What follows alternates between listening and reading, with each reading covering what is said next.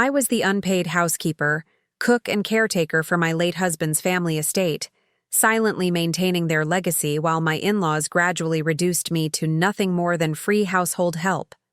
Until my daughter-in-law decided to help by moving me to a tiny apartment and hiring professional staff to replace me while I was visiting my sister after knee surgery.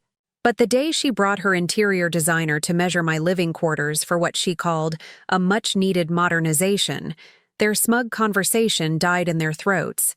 They had no idea that while I was cooking 3 meals a day and maintaining a historic 18-room house, I had also become a certified estate appraiser and historic preservationist with enough legal knowledge to not only secure my rightful place in the family home, but to transform it into a thriving historical museum that now employs the very people who once dismissed me.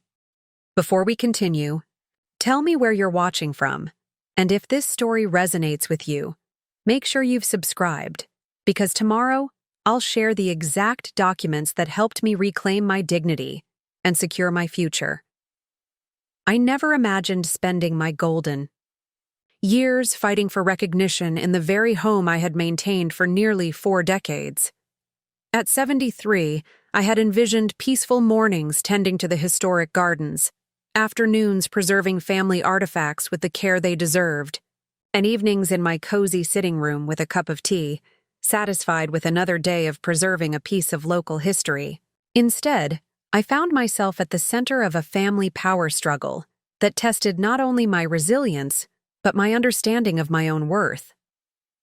My name is Margaret Harrington, though most people call me Maggie. I wasn't born into wealth or privilege. I grew up in a modest home in western Massachusetts, the daughter of a high school English teacher and a nurse. My parents valued education, hard work, and integrity above all else, values that would both sustain and challenge me in the years to come. After college, I built a respectable career as a librarian specializing in local history and archival preservation.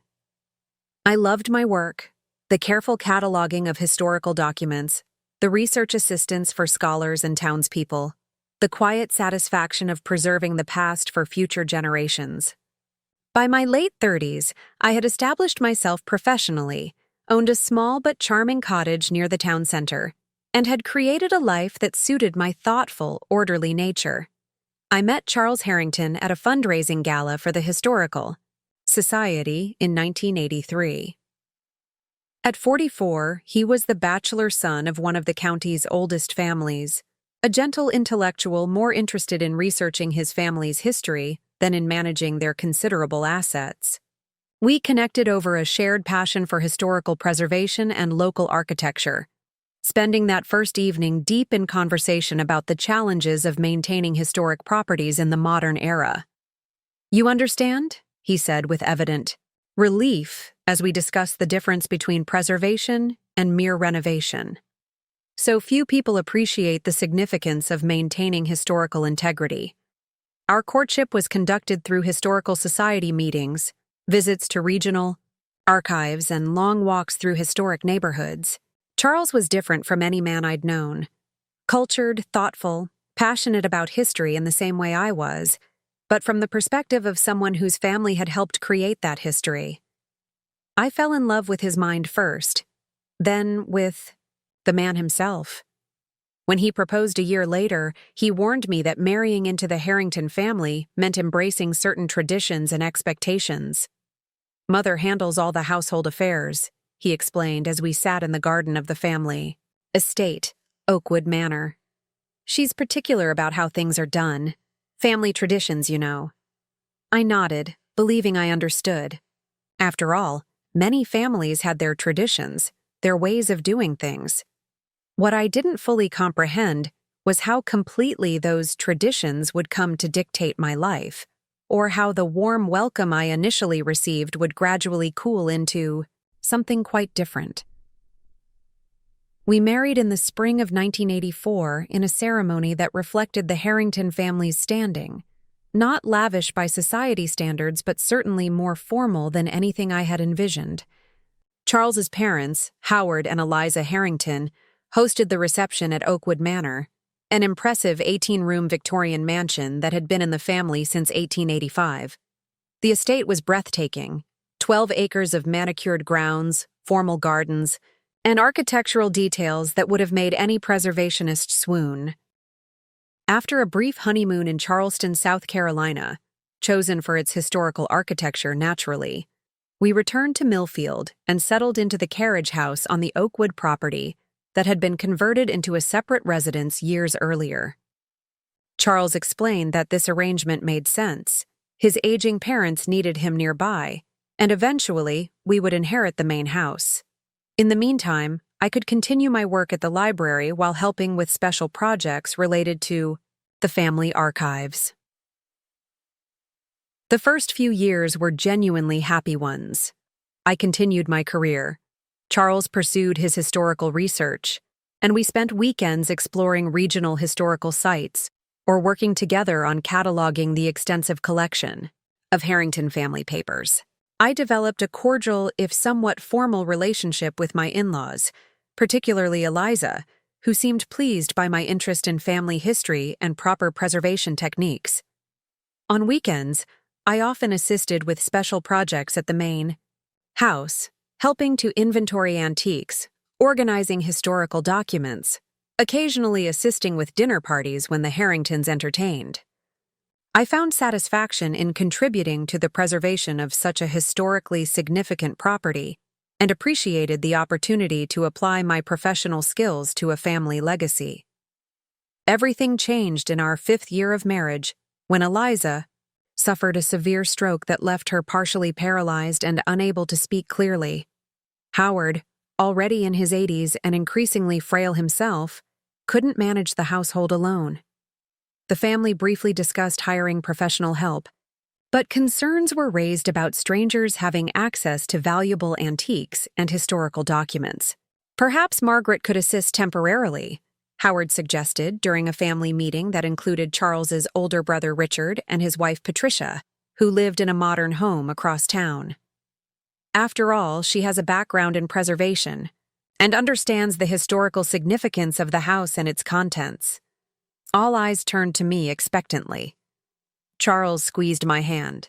It would just be until Mother recovers enough to resume oversight or we make permanent arrangements, he assured me. I agreed to take a 6-month leave of absence from the library to help manage the transition. It seemed the right thing to do, for the family I had joined, and I genuinely believed it would be temporary. 6 months became a year. My leave of absence became a resignation when it became clear that Eliza's recovery would be limited, and Howard's health was also declining. What had begun as assistance gradually expanded to include all aspects of household management: meal planning and preparation, cleaning, laundry, garden maintenance, scheduling medical appointments, managing home repairs, and overseeing the part-time nurse who attended to Eliza's personal care. "You're a natural at this," Patricia would remark during her brief weekly visits, never once offering to take on any household duties herself. "Mother Harrington would be so pleased with how you've maintained her standards." Charles expressed genuine gratitude for my efforts, but never challenged the family's unstated assumption that these duties were simply my obligation as a Harrington wife. When I tentatively suggested hiring additional help, financial concerns were immediately raised. "The estate doesn't generate much liquid income," Richard explained with an air of authority that brooked no discussion. "The trust barely covers property taxes, insurance, and maintenance costs. We need to conserve resources." I had difficulty reconciling this with the family's obvious wealth, but as a newcomer to such financial arrangements, I didn't feel confident challenging Richard's assessment. Besides, I told myself, my work was preserving something of genuine historical value: a piece of architectural heritage, a collection of artifacts spanning 2 centuries of local history, gardens featuring rare heritage plants cataloged by the Horticultural Society. That had to matter more than my increasingly invisible contributions. The years passed in a routine of endless household duties. I rose at 5 each morning to begin breakfast preparations, spent mornings on household cleaning and management, afternoons on garden maintenance or archival work, and evenings preparing dinner and attending to Howard and Eliza's evening needs. My own interests, friendships, and personal projects gradually faded as the demands of Oakwood Manor consumed my days. When Howard passed away 7 years after Eliza's stroke, I assumed the household arrangement would change. Perhaps now Charles and I would move into the main house properly, not as caretakers but as the next generation of Harrington stewards. Perhaps my role would be formally acknowledged with some authority over household decisions. Instead, Richard and Patricia became more involved in estate decisions while continuing to live in their modern home across town. Richard had pursued a successful career in finance in the city, visiting the family estate monthly, but showing little interest in its day-to-day operations. Now, as the eldest son, he assumed certain authority without assuming any responsibilities. "The trust's administration falls to me now," he informed Charles and me over dinner one evening. Father was quite explicit about maintaining family traditions. Those family traditions apparently included my continued uncompensated labor. No one discussed a salary, benefits, retirement planning, or even an acknowledgement of my professional contributions to maintaining the estate's historical integrity. I was simply expected to continue as before, invisible, except when something needed doing. I might have continued indefinitely in this arrangement out of love for Charles and commitment to the historical significance of what we were preserving. But 15 years into this unbalanced arrangement, Charles himself was diagnosed with early-onset Alzheimer's disease at just 60. The gentle, thoughtful man who had at least privately valued my contributions began to fade, replaced by someone who sometimes didn't recognize me or understand my role in the household. Richard and Patricia took control of Charles's medical decisions, engaging specialists and eventually arranging for his care at an exclusive memory facility when his condition deteriorated beyond my ability to manage alongside my other duties. I visited Charles daily, watching helplessly as my husband disappeared piece by piece, mourning him long before his physical death finally came 8 years later. At the funeral reception, which I had organized and catered myself despite my grief, I overheard Patricia speaking to her daughter Jennifer in the kitchen. "Poor Maggie, she seems lost without Charles. But what will she do now? It's not as if she has a career to return to or children of her own." "The carriage house would make a lovely guest house if it were updated," Jennifer replied. "Much nicer than having it occupied as a permanent residence." They hadn't seen me standing in the pantry doorway, hadn't considered that my future was something to discuss with me rather than about me. In that moment, I realized with perfect clarity that despite decades of service to the family, I was viewed as an accommodation problem to be solved rather than a grieving widow with rights and dignity. As the months passed after Charles's death, subtle changes began to occur in how the family treated me. Richard's monthly visits to review estate matters no longer included me, though I was still expected to serve lunch during these meetings. Patricia began referring to "when we update" the carriage house in conversation, though no specific timeline was mentioned. Jennifer, now in her 40s and working as an interior designer, began visiting more frequently, making comments about modernizing various rooms and updating the estate for the next generation. "You've done an admirable job maintaining things, Maggie," she would say, her tone making the words sound more like criticism than praise. "But some of these spaces are museum pieces rather than functional modern rooms. We need to think about the estate's future." Eliza, now in her 90s and rarely lucid, still resided in her suite in the main house with round-the-clock nursing care. I continued overseeing the nurses' schedules, managing household supplies, and preparing special meals that accommodated her increasingly limited ability to swallow. My days remained filled with work, but now there was a new edge to it. The uncertain status of my future at Oakwood Manor casting a shadow over each task. What the Harringtons didn't know, what they had never bothered to inquire about, was how I spent my evenings after the day's duties were complete. During Charles's long decline and after his death, I had found solace and purpose in education.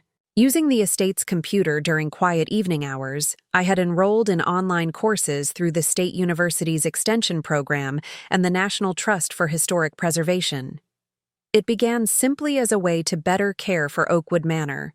Courses in historic home maintenance, period-appropriate restoration techniques, garden preservation. But as I recognized the precariousness of my own position, my studies expanded to include historic property law, estate valuation, and the legal frameworks protecting historically significant properties. Over the course of 5 years, I had earned certifications in historic preservation, estate management, and historic property appraisal. I had methodically documented every aspect of Oakwood Manor, photographing architectural details, cataloging antiques with their provenance and current market values, creating detailed maintenance records for the property's systems and structures, mapping the historic gardens with their rare specimens. I had also quietly consulted with an elder law attorney, Sophia Williams, who specialized in complex family property situations. Using the modest inheritance Charles had specifically designated for me in his will, the one thing Richard couldn't control, I paid for legal advice about my situation. Document everything, Sophia advised during our confidential meetings. Your contributions, verbal promises, household expenses, improvements you've made, specialized knowledge you've developed. Massachusetts has unique provisions for life tenancy and constructive trusts that might apply in your situation. When my right knee began giving me trouble, decades of scrubbing floors and gardening taking their toll, I finally scheduled the replacement surgery I had been postponing. My younger sister Grace, who lived in Vermont, insisted I recover at her home.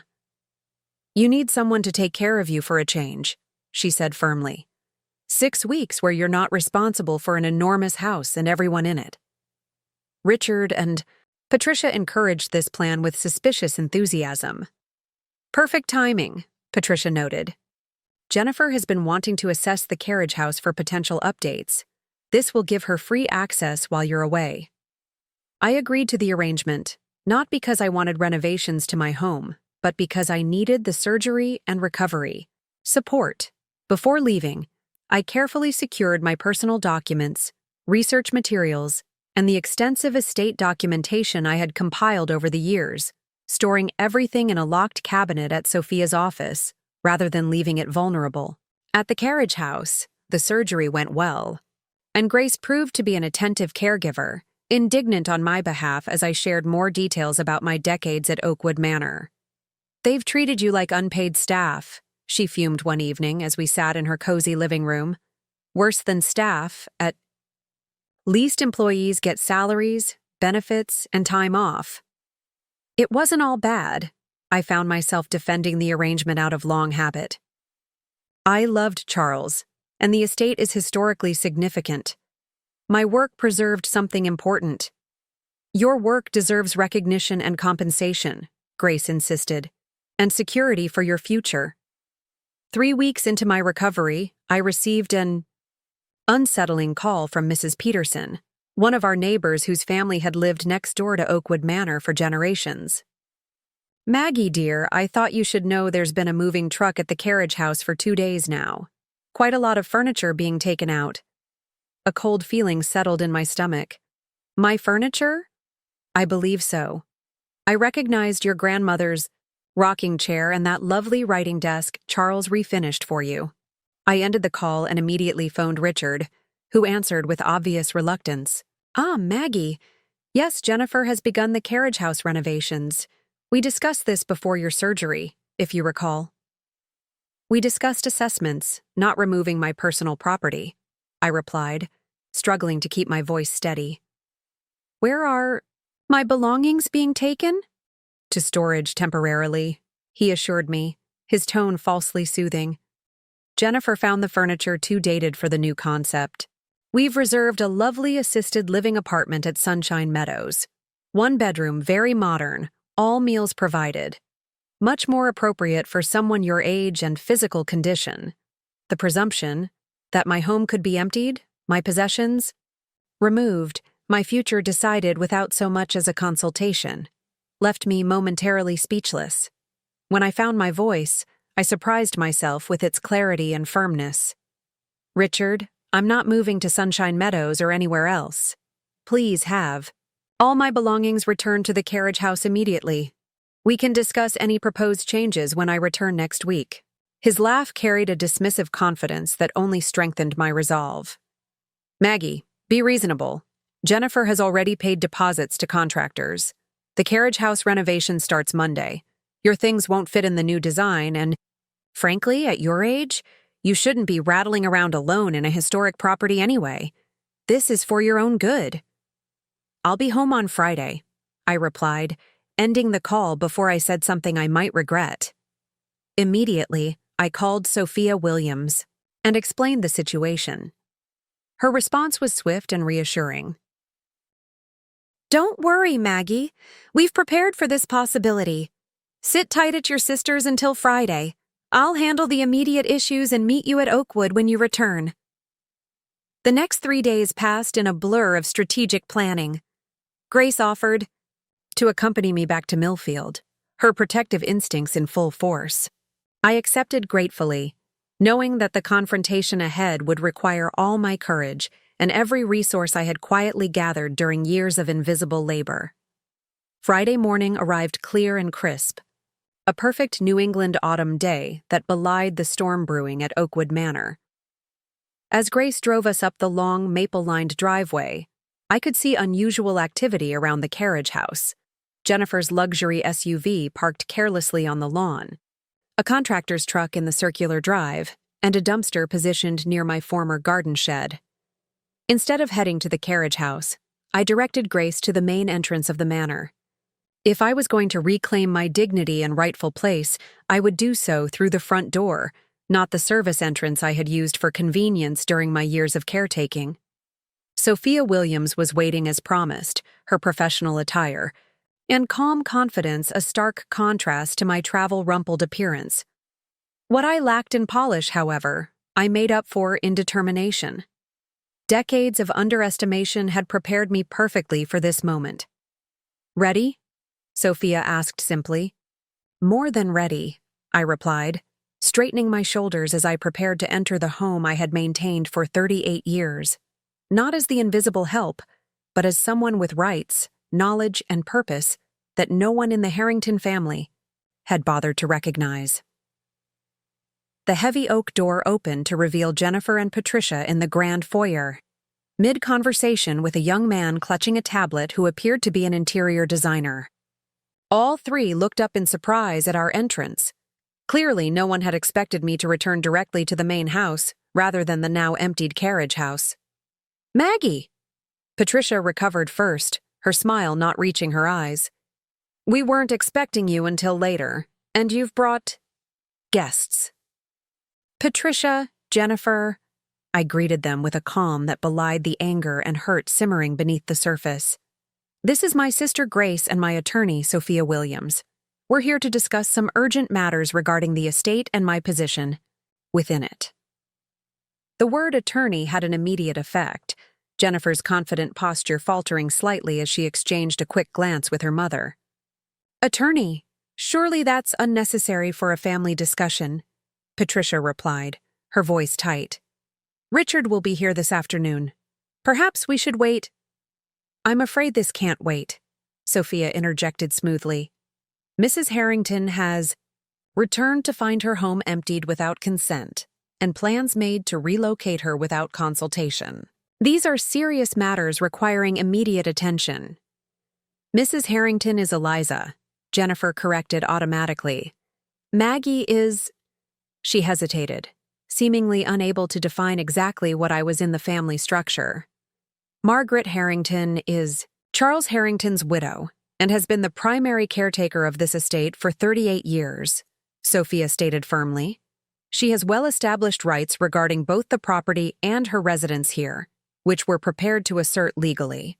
If necessary," the designer, clearly sensing he had walked into a family conflict, mumbled something about measurements and made a hasty exit toward what had once been the music room. Patricia's expression hardened. This is a family matter, and while we appreciate Maggie's past contributions, decisions about the estate rest with Richard as trustee. The carriage house renovations are necessary for the property's future, and we've arranged very comfortable alternative accommodations. Without consulting, me without my consent, and while I was recovering from surgery, I noted, finally finding my voice. After 38 years of unpaid labor maintaining this house, cataloging its collections, preserving its gardens, and caring for family members. We've always provided you with a place to live, Jennifer countered. Even after Uncle Charles passed away. A place to live is the bare minimum one might expect after decades of service, Grace interjected, her protective instincts flaring. Not something to be removed without notice when it becomes inconvenient. As the tension in the foyer escalated, I noticed the designer had returned and was hovering uncertainly near the grand staircase. Something in his hesitant posture triggered a realization. "You're not just renovating the carriage house, are you?" I asked, looking directly at Jennifer. "What other changes have you planned without consultation?" Jennifer's momentary discomfort confirmed my suspicion before she regained her composed expression. "The estate needs comprehensive updating to remain viable. Mother Eliza is rarely aware of her surroundings now, and the nursing staff has complained about the impractical historic layouts. The East Wing bedrooms would make an excellent contemporary gallery space, and the East Wing contains some of the most historically significant architectural details in the house," I interrupted, genuine alarm replacing my personal concerns. The hand-painted ceiling murals alone are irreplaceable examples of 1890s craftsmanship, which can be properly photographed and documented before modernization, Jennifer replied dismissively. "Maggie, your sentimental attachment to every creaking floorboard is exactly why these decisions need to be made by those with a clearer perspective on the property's future. It was in that moment, being condescended to about the very house I had studied, maintained, and protected for nearly 4 decades, that something crystallized within me. This wasn't just about my housing or my role in the family. It was about the preservation of something genuinely valuable that was at risk of being destroyed through ignorance and indifference. I think it's time we moved this discussion to the library," I suggested with a calm that surprised even me. "There are some documents Sophia has prepared, and some information about Oakwood Manor that the family should be aware of before any further renovation plans proceed." As we entered the walnut-paneled room that had once been Charles's favorite retreat, I felt a shift in the dynamic. Here, surrounded by the books I had cataloged, the family photographs I had arranged, the antique furnishings I had carefully maintained, I was no longer the invisible help. I was the keeper of knowledge that no one else in the room possessed.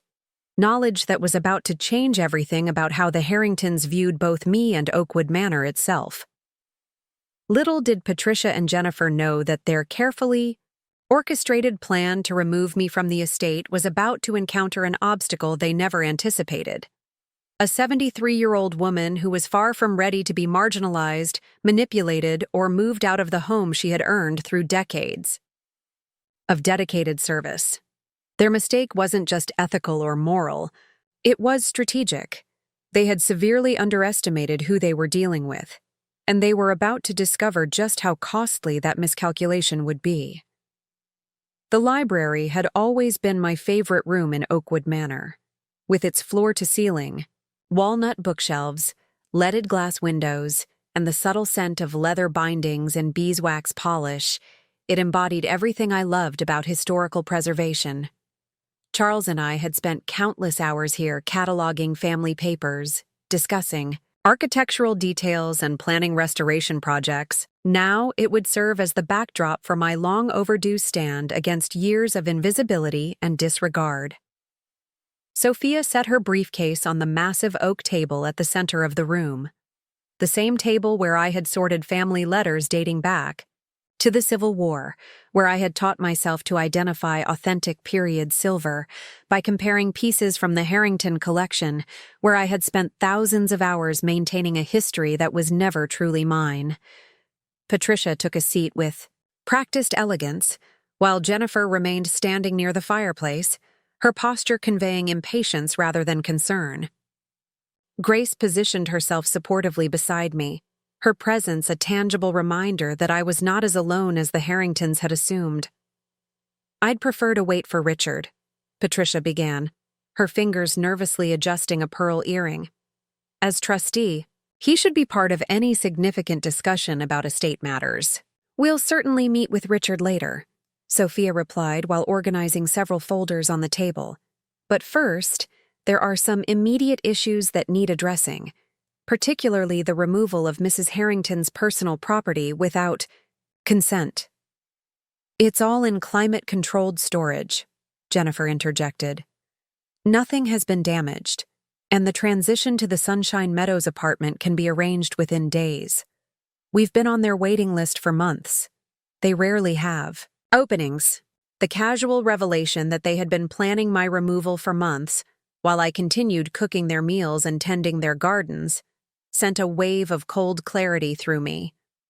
This wasn't an impulsive decision made during my absence. It was the culmination of a long-term strategy.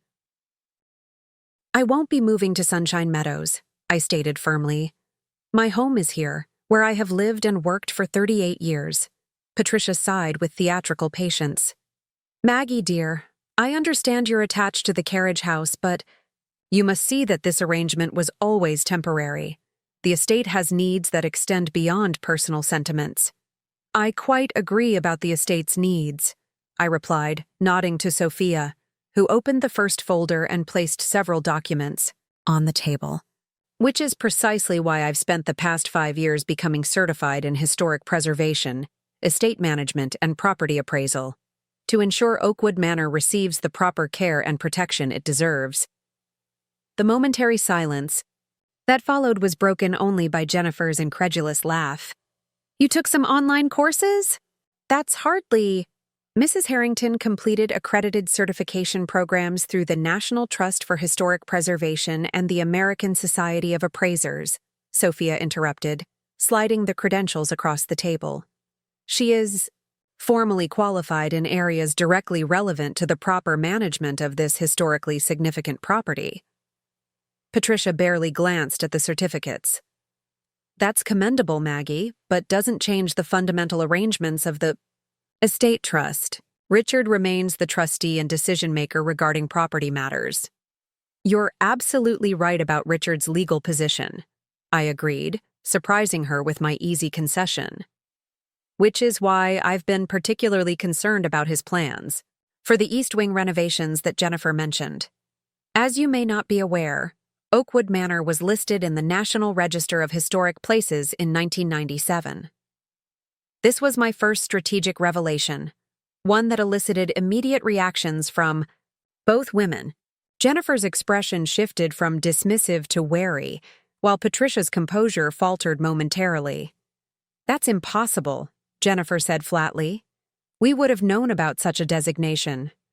Sophia removed a heavy binder from her briefcase and opened it to reveal the official documentation, complete with photographs, architectural assessments, and the final registration certificate. "Charles and I completed the extensive application process shortly before his diagnosis," I explained, the memory of that shared project bringing a brief smile to my face. "It was one of our final collaborations. The designation was granted without fanfare, as the family was focused on Charles's health concerns at the time. I have all the original documentation here, including the restrictions on renovations that would alter historically significant features, such as the East Wing ceiling murals Jennifer plans to remove." The implications settled over the room slowly, like dust motes in the afternoon sunlight streaming through the leaded windows. National Register status meant external oversight, renovation restrictions, and potential legal repercussions for unauthorized alterations to protected features. "This changes nothing about your living arrangements," Patricia asserted, though her tone lacked its earlier confidence. "The carriage house isn't part of the original historic structure. Actually, the carriage house is specifically included in the designation," I corrected her gently. As is the rose garden I've maintained according to the original 1890s Olmsted landscape design, the orchard with its heritage apple varieties, and several interior rooms noted for their exceptional architectural integrity, all of which I've documented meticulously over the years. As if on cue, Sophia placed the next set of documents on the table: my detailed inventories, maintenance records, restoration notes, and photographic documentation of every historically significant element of the property. Mrs. Harrington has maintained what is arguably the most comprehensive documentation of Oakwood Manor's historical features in existence, Sophia noted. Knowledge that would be essential for any proper management of the estate moving forward. Jennifer's professional instincts as a designer finally engaged with the implications. These designations often come with tax advantages, she mused, leafing through the documentation with new interest, and potential grant funding for maintenance and restoration. Indeed, I agreed. Benefits the estate hasn't claimed, as Richard I wasn't aware of the designation or the requirements for application. I've prepared those materials several times over the years, but they were never submitted. This was my second strategic revelation, that my knowledge and documentation weren't merely sentimental, but had tangible financial value to the estate. I could almost see the calculations happening behind Jennifer's eyes as she reassessed the situation. Patricia, however, remained focused on removing me from the equation. While this historical information is certainly valuable, it doesn't address the practical matter of your living situation. At your age, with your recent surgery, a more manageable living arrangement makes sense for everyone. My age and physical condition are my own concerns, I replied. But since you've raised the issue of practical arrangements, there's another matter we should discuss. I nodded to Sophia, who produced the next document from her briefcase. This is a constructive trust claim, Sophia explained, her professional tone belying the bombshell she was delivering. Under Massachusetts law, Mrs. Harrington has established potential grounds for such a claim based on 38 years of uncompensated labor, verbal assurances regarding her permanent home at the estate, and the reasonable expectation of security created by these circumstances. That's absurd, Patricia snapped. Maggie was family, not an employee. Which makes the situation more compelling, not less, Sophia countered. Family relationships create stronger presumptions of good faith and fair dealing. Mrs. Harrington provided specialized services valued at approximately $96,000 annually when calculated at market rates for estate management, historic preservation consulting, household management, geriatric caregiving, and grounds maintenance. She placed a detailed spreadsheet on the table, the result of months of research into comparable compensation for the various roles I had fulfilled. Multiplied over 38 years, with adjustment for inflation, the uncompensated value of services exceeds $3 million, Sophia continued. A constructive trust claim would assert that Mrs. Harrington has earned an equitable interest in the property through her contributions, particularly when those contributions were made with the understanding that she would have a permanent home here. The third strategic revelation landed with palpable impact. This wasn't just about historical designations or my professional credentials. It was about potentially enforceable legal claims that could affect the estate's ownership structure itself. Jennifer, always quicker than her mother to assess changing circumstances, adopted a more conciliatory tone. I'm sure we can come to a reasonable arrangement that respects both Maggie's contributions and the family's needs for the estate's future. That's precisely why I'm here, I agreed. Not to create conflict, but to ensure that any arrangements moving forward acknowledge both my past contributions and my ongoing role in preserving Oakwood Manor's legacy. Sophia produced a final document, a proposal I had crafted over many careful hours during my recovery at Grace's home. Mrs. Harrington has developed a comprehensive plan that would both secure her position and significantly enhance the estate's financial sustainability, Sophia explained, distributing copies to both Patricia and Jennifer. I suggest you review it fully before we continue this discussion with Richard present.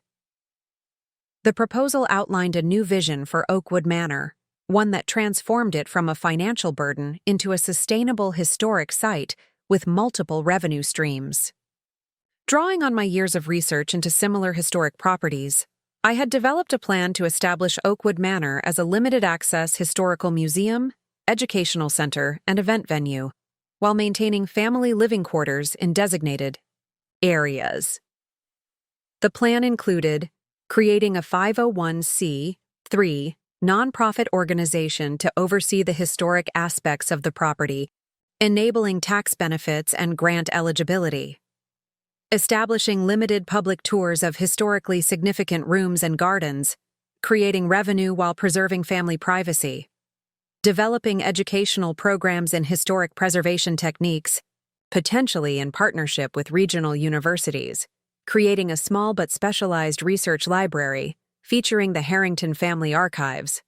Hosting select events in appropriate spaces, from small academic conferences to period-appropriate weddings in the formal gardens, maintaining private family spaces in the West Wing, with clear boundaries between public and private areas.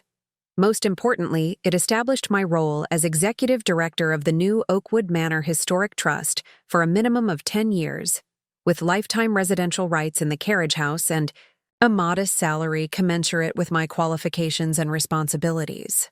This is quite comprehensive, Patricia admitted after scanning the executive summary, but such a transformation would require significant investment. The estate trust simply doesn't have those resources.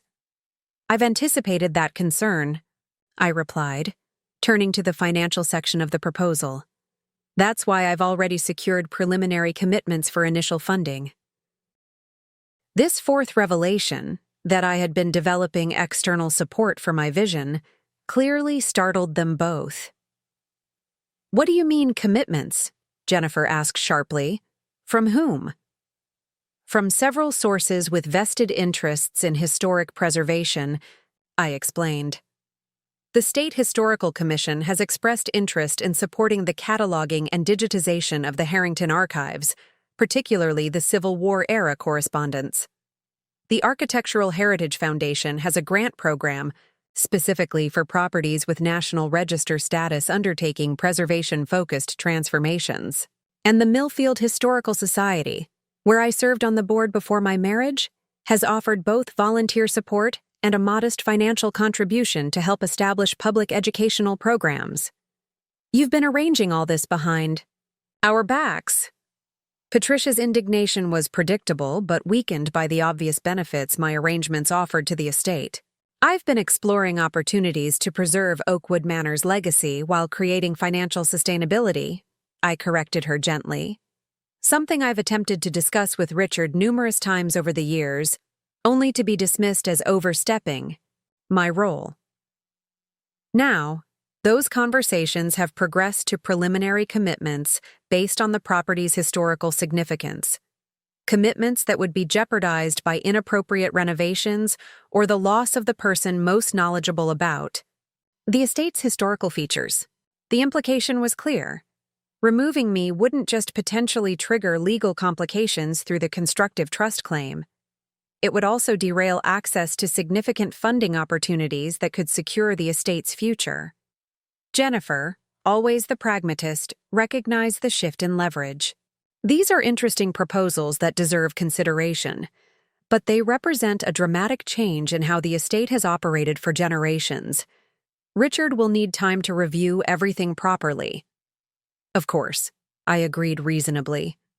I simply ask that all renovation plans be paused until we've had a full family discussion of these options, and that my personal belongings be returned to the carriage house immediately. Patricia opened her mouth to object, but Jennifer touched her mother's arm in warning. That seems like a reasonable request, Mother. After all, we want what's best for Oakwood Manor's future. The subtle change in language, from what was best for the family to what was best for Oakwood Manor, signaled the beginning of a perspective shift.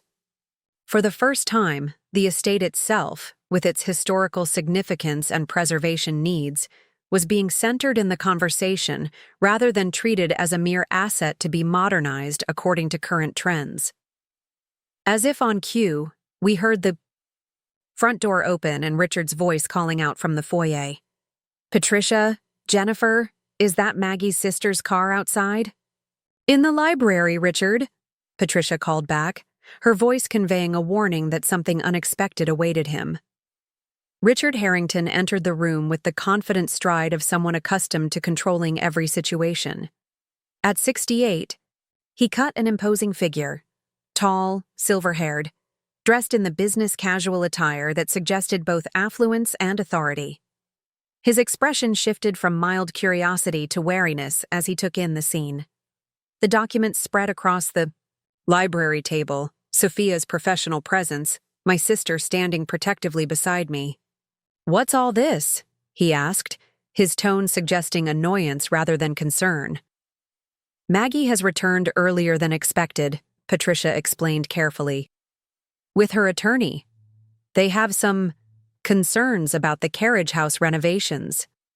And about Oakwood Manor's historic designation status," Jennifer added meaningfully, "which apparently has significant implications for our renovation plans." Richard's gaze settled on me with newfound attention.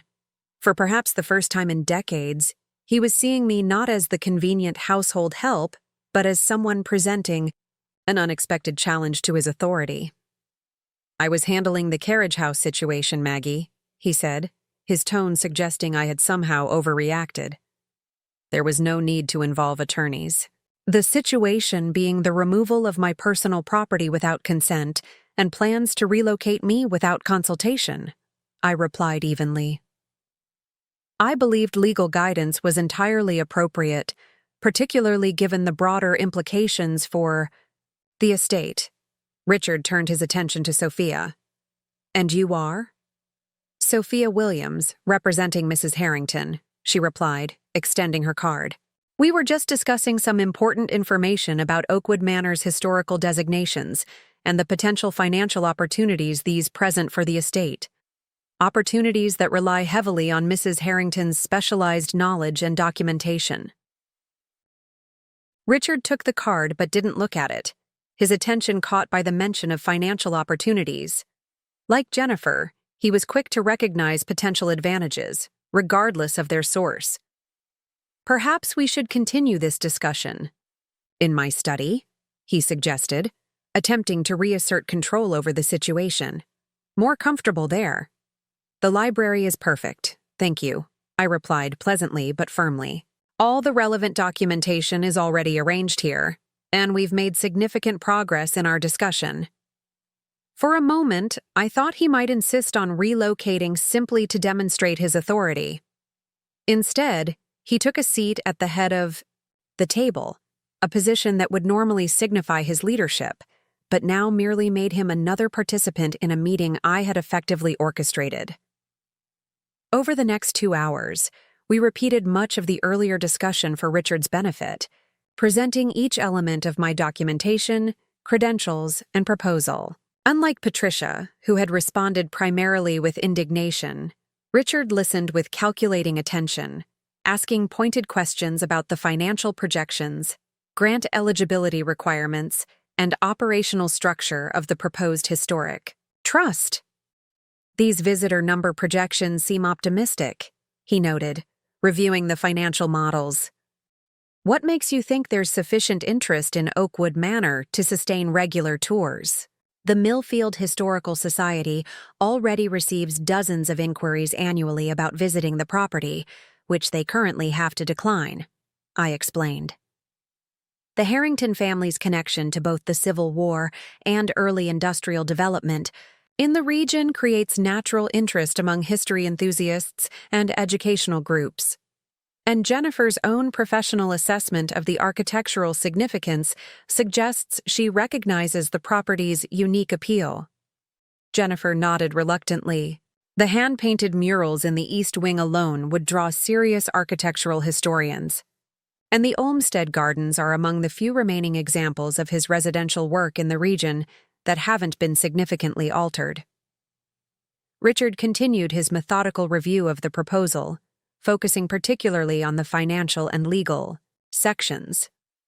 "This constructive trust claim," he said finally, tapping the document with one finger. "Is this a threat?" "It's a legal reality we wanted you to be aware of," Sophia replied diplomatically. Mrs. Harrington would prefer to move forward, collaboratively rather than adversarially. The proposal represents her good faith effort to create a solution that benefits everyone involved: the family, the estate, and herself. "And if we decline this proposal?" Richard asked, his tone carefully neutral. "Then we would need to explore other options to protect Mrs. Harrington's interests and the historical integrity of Oakwood Manor," Sophia answered, "which might include filing the constructive trust claim, notifying the National Register of potential unauthorized alterations to protected features, and contacting the various funding organizations about our concerns regarding the estate's future management." It wasn't an explicit threat, but the implications were clear. The path of least resistance and greatest benefit lay in accepting my proposal rather than fighting it. Richard sat back in his chair, studying me with new consideration. "You've been planning this for some time," he observed, not as an accusation, but as a reassessment. "I've been preparing to protect both myself and Oakwood Manor," I corrected him. "Two things I've dedicated the past 38 years to preserving, often without recognition or support." After a long moment, Richard nodded slowly. "I'll need time to review everything thoroughly and consult with the family's attorney. In the meantime, Jennifer, please arrange for Maggie's belongings to be returned to the carriage house immediately, and cancel the contractors scheduled for Monday." It wasn't acceptance of my proposal, but it was acknowledgement of my right to remain in my home while discussions continued. A significant shift from their previous unilateral actions. As the meeting concluded and we prepared to leave the library, Richard touched my arm lightly. "I underestimated you, Maggie," he said quietly. "That won't happen again." It wasn't an apology, but coming from Richard, it was perhaps the closest thing to respect he was capable of expressing. I simply nodded, in acknowledgement, neither accepting it as adequate nor rejecting the small olive branch it represented. Grace and I spent that evening in the carriage house, watching as moving company employees returned my furniture and possessions under Jennifer's supervision. Many items showed evidence of careless handling: scratches on my grandmother's rocking chair, a chip in the corner of Charles's writing desk, books packed with no regard for their organization. Each damaged item reinforced the rightness of my stand against the family's presumptuous actions. "I still can't believe they thought they could just pack up your entire life and ship you off to some retirement home," Grace fumed as we unpacked kitchen items. As if 38 years of service meant nothing. It wasn't entirely surprising, I admitted, carefully rewrapping my mother's teacups in protective tissue. "They've been treating me as disposable for decades. The only difference is that this time I was prepared to respond." That night, after Grace had settled into the guest room, I sat alone in my small sitting room, surrounded by the familiar furnishings that had almost been taken from me. The moon cast silver light through the windows onto Charles's reading chair, the bookshelf he had built for my birthday 2 years into our marriage, the quilt my grandmother had made for our wedding. These weren't just possessions. They were anchors to my identity, physical manifestations of the life I had built and the connections I had cherished. For the first time since beginning my quiet campaign of preparation and documentation, I allowed myself to feel the full weight of the past decades, the gradual erosion of my professional identity, the countless hours of unrecognized labor, the subtle indignities of being treated as less than in a household where I performed essential functions. Tears came, not of self-pity, but of long-delayed recognition of what had been taken from me year by year, day by day. Yet alongside the grief came a surprising sense of liberation. I had finally spoken my truth, asserted my value, and claimed my rightful place. Not as a supplicant grateful for basic consideration, but as a skilled professional with knowledge and contributions worth respecting. The next morning brought a call from Richard requesting a meeting at his office in town rather than at the estate. A neutral location that suggested he recognized the need for a different type of engagement than our previous interactions. "I'll accompany you," Grace offered immediately, protective as always. "Actually, I'd like you to stay here and continue unpacking," I replied. "Sophia will meet me at Richard's office. It's time I handled these negotiations myself." The drive to town gave me time to center myself in the confidence that had been building since my confrontation with Patricia and Jennifer. This meeting would determine the trajectory of my future relationship with the Harrington family, not as an undervalued caretaker, but as a professional partner in preserving Oakwood Manor's legacy. Richard's office occupied the top floor of the town's most prestigious business address, a restored Victorian commercial building with views of the town square. His assistant showed me immediately to the conference room where Richard waited with an older gentleman I recognized as James Thornton, the family's longtime attorney, and, to my surprise, Jennifer. "Maggie, thank you for coming," Richard greeted me with unexpected formality. "Sophia hasn't arrived yet?" "She'll be joining us shortly," I replied, taking a seat across from them with deliberate composure. "I appreciate your willingness to continue our discussion." "Before we begin, I want to apologize for the way your personal property was handled," Richard said, the words clearly difficult for him. "It was inappropriate and doesn't reflect the respect you've earned through your years with the family." This unexpected acknowledgement momentarily caught me off guard. In all our previous interactions, Richard had never admitted error or expressed genuine regret. Before I could respond, the door opened to admit Sophia, whose arrival allowed me a moment to compose my thoughts. "Now that we're all here," Richard continued once Sophia was seated beside me, "I'd like to propose a modified version of your plan for Oakwood Manor." He distributed folders containing a revised proposal that maintained many elements of my original concept, but with significant adjustments to the governance structure and my role within it. Instead of serving as executive director of the proposed historical trust, I would be named historical curator, a position with less authority and a lower proposed salary. "We believe this structure better balances the family's traditional oversight with your valuable historical knowledge," Richard explained, pointing to an organizational chart that placed him at the head of the proposed trust's board. "Jennifer would serve as the executive director, leveraging her design background and business connections, while you would focus on the historical aspects where your expertise is strongest." It was a clever counteroffer, acknowledging my value while still maintaining family control and reducing my influence to a narrower domain. 5 years earlier, I might have accepted it gratefully, seeing it as significant progress from my completely unacknowledged position. Now, with the leverage of my documentation, credentials, and legal position, I recognized it for what it was: an attempt to contain my authority while benefiting from my knowledge. "This is an interesting starting point for discussion," I replied. "Carefully, though there are several areas that need reconsideration." For the next 3 hours, Sophia and I negotiated methodically through each element of the proposal, from governance structure to financial arrangements to my specific role and compensation. Richard and James countered with alternative suggestions, while Jennifer occasionally offered compromise positions that might bridge our differences. By early afternoon, we had reached a framework agreement that, while not identical to my original proposal, represented significant improvements over Richard's initial counteroffer. I would serve as co-director alongside Jennifer, with clearly defined domains of authority. She would manage marketing, events, and business development, while I would oversee historical preservation, educational programs, and collections management. The carriage house would be formally designated as my permanent residence for life, with a legally binding agreement preventing future challenges.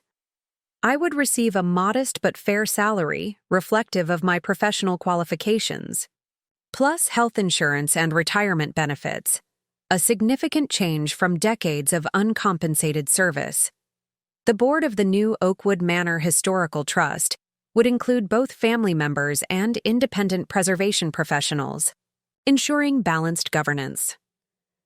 Most importantly, the formal mission of the trust would prioritize historical authenticity and preservation alongside financial sustainability, protecting the estate's significant features from inappropriate modernization. As we concluded the meeting, Richard extended his hand across the table, a gesture that acknowledged me as a negotiating partner rather than a subordinate. "I think Charles would be proud of how you've championed Oakwood Manor's legacy," he said, offering perhaps the most meaningful recognition he could conceive. "He always said you understood the house's significance better than any of us." Charles believed historical preservation wasn't just about maintaining physical structures, but about honoring the stories and values they embodied, I replied, accepting his handshake. "That's the legacy I've always tried to protect." As Sophia and I left the building, stepping into the bright afternoon sunlight of the town square, I felt a profound shift in my sense of self.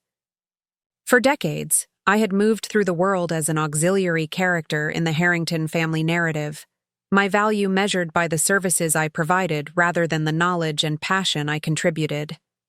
Now, for the first time since marrying Charles, I was moving forward not as Charles's widow or the family housekeeper, but as Margaret Harrington, co-director of Oakwood Manor Historical Trust, a professional with recognized credentials, valuable knowledge, and a secure future of my own. Creation. "How does it feel?" Sophia asked as we walked toward her car, the afternoon sun warm on our faces. "Like stepping through a door I've been polishing for 38 years, I replied with a smile. "And finally discovering the room on the other side is mine." The path ahead would hold many challenges: establishing the trust, developing programs, navigating a new working relationship with Jennifer, and transforming Oakwood Manor from a private residence to a public historical resource. But for the first time in decades, I would be facing those challenges not as an invisible caretaker, but as a recognized authority in my own right.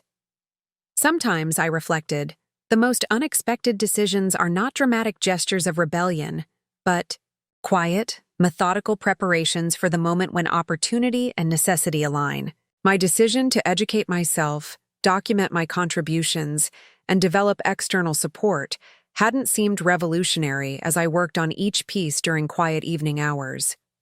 Yet together, those patient preparations had created the leverage to transform not just my circumstances, but the future of the historic estate I had come to love. Little did the Harringtons know when they dismissed me as merely the family's unpaid help that they were underestimating the very qualities that would ultimately secure both my place and Oakwood Manor's legacy: patience, attention to detail, and the quiet determination to protect what matters most, regardless of whether others recognized its value. Their mistake wasn't just ethical or moral, it was strategic. And in the end, it would lead not to my displacement, but to the most meaningful work of my life. Preserving Oakwood Manor not just for the Harrington family, but for the generations of visitors who would come to appreciate its historical significance thanks to the woman they had once treated as nothing more than a convenient maid. The first 6 months after our agreement with the Harringtons were among the most demanding and exhilarating of my life. Transforming Oakwood Manor from a private residence to a public historical site required endless planning, documentation, coordination, and diplomacy. Yet unlike the exhausting labor of my previous decades at the estate, this work brought with it a profound sense of purpose and recognition that energized me despite the long hours. Our inaugural board meeting for the newly established Oakwood Manor Historical Trust took place in early December, with snow falling gently outside the library windows. Richard had assembled a carefully balanced group, himself and Jennifer representing family interests, the president of the county, historical society, and a professor of architectural preservation from the state university providing professional expertise, and the town's mayor bringing community perspective. I sat at the table not as the invisible household help, but as co-director with equal standing to Jennifer. "We have an ambitious timeline," Jennifer began, distributing the detailed project plan we had developed together over the previous weeks. Despite our complicated history, we had discovered an unexpected synergy in our work styles. Her marketing expertise and design sensibilities complementing my historical knowledge and attention to detail. The soft opening for limited public. "Tours is scheduled for May, with the formal launch of educational programs in June," she continued. "That gives us just 6 months to complete essential renovations, develop tour protocols, train docents, and establish operational systems." "And secure the remaining funding," Richard added pragmatically. "The initial grants and contributions cover approximately 60% of projected first-year expenses. We need to identify additional sources quickly." I had anticipated this concern and came prepared. "I've arranged meetings with 3 potential major donors next week," I informed the board, distributing profiles of each prospect. "All have demonstrated previous support for historical preservation projects and have personal connections to Millfield or the surrounding county." The mayor leaned forward with interest. "How did you identify these prospects, Margaret?" "The town has been trying to engage regional philanthropists for years with limited success. Through research in the Harrington archives," I explained. 2 of the families had business relationships with the Harringtons during the early industrial development of the region. The 3rd has ancestral connections to Millfield dating back to the 1830s. I've prepared customized presentations highlighting these historical connections for each meeting." Richard's expression reflected a new appreciation. Perhaps, finally, recognizing the value of the countless hours I had spent organizing and studying family papers that most had considered merely dusty relics. Those dusty relics were now opening doors to crucial financial support. As the meeting progressed through agenda items, renovation priorities, staffing needs, marketing strategies, I found myself fully engaged in every discussion, my opinions sought and valued rather than dismissed or ignored. When topics touched on historical authenticity or preservation standards, the board naturally turned to me as the authority, even Richard deferring to my expertise.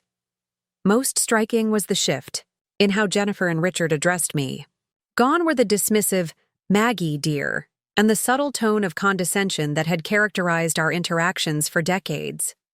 Now it was Margaret or Ms. Harrington in formal settings, with the respect one accords a professional colleague, rather than a familiar servant. The transformation extended beyond the boardroom. My daily routines changed dramatically as I shifted from household management to professional leadership. Instead of rising at dawn to prepare breakfast and begin cleaning, I spent mornings in my newly established office in what had once been the estate's morning room, reviewing grant applications, corresponding with preservation organizations, and developing educational materials. Meals, once my responsibility to prepare for the family, became working lunches with potential partners, or quiet dinners in the carriage house where I could review the day's progress. The constant physical labor that had defined my previous existence gave way to more strategic work, though I still made time for hands-on preservation projects that required my specialized knowledge. Perhaps the most meaningful change was in my interactions with the nursing staff who cared for Eliza. Previously, they had treated me with the casual familiarity accorded to another household worker, sometimes friendly, sometimes dismissive, but never as someone with authority. Now, as co-director of the trust that employed them, their approach shifted, noticeably to one of professional respect. "Ms. Harrington, do you have a moment to discuss Mrs. Eliza's room arrangements?" the head nurse asked one morning, knocking politely on my office door. With the East Wing preparations underway, we wanted to ensure her comfort isn't disrupted. "Of course," I replied, gesturing to the chair across from my desk, the same antique Chippendale I had dusted weekly for decades, now serving as visitor seating in my professional space.